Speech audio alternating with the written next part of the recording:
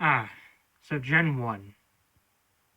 3 games, or well, in some cases, 4 games that left behind a legacy which continues to this day.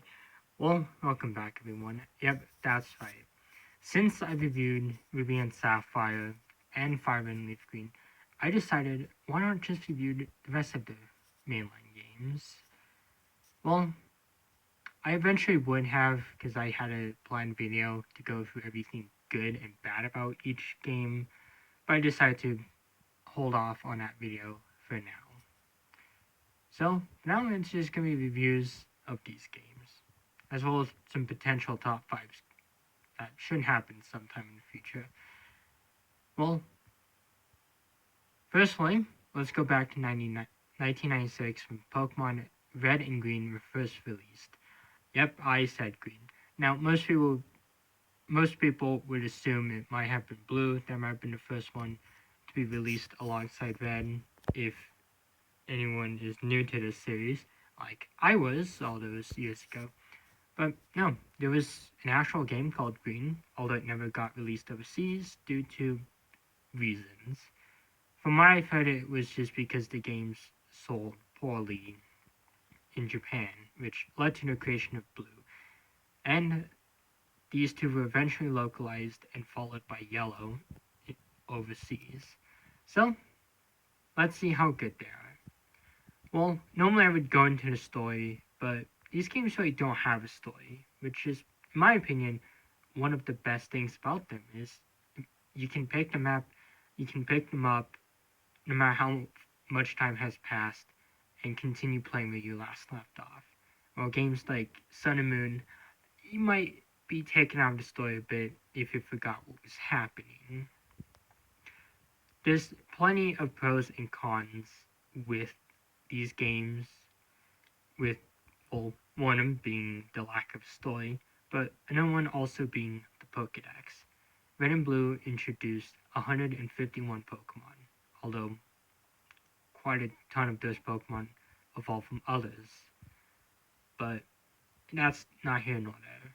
But for the most part, the Pokedex is pretty interesting. You got the fan favorites like the starters, the evolutions, and also, well, what else comes to mind? And you got some Pokemon that are, well, very innovative, like Venomoth or Poliwrath. Overall, the Kanto Pokedex is pretty interesting and is filled with tons of great Pokemon.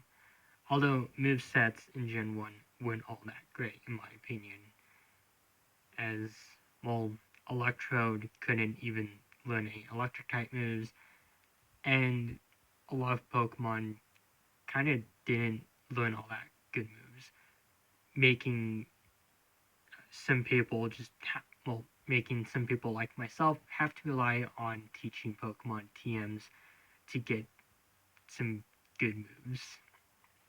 Movesets weren't obviously trash though, it's just a lot could have been improved. So, what else is there to be great about these games? Well, let's say the locations and the region itself. Kanto has many cities to visit, and also more mini caves. Now, sure, some of these places in the game are kind of a hassle to get through, like Mount Moon and Rock Tunnel, mainly because I've played these games so many times. But places like Lavender Town and, well, the Seafoam Islands are, well, very interesting and intriguing places and are, well, some of my favorite locations in the game. Of course, that's not to say that some of the more boring locations don't have their charm. Then there are a few negatives. Well, obviously, I feel like I should start on this one first, and that is glitches. Yeah, these games were not, well, without their glitches. In fact, anyone who's ever played any of the Gen 1 games probably knows a few of the glitches.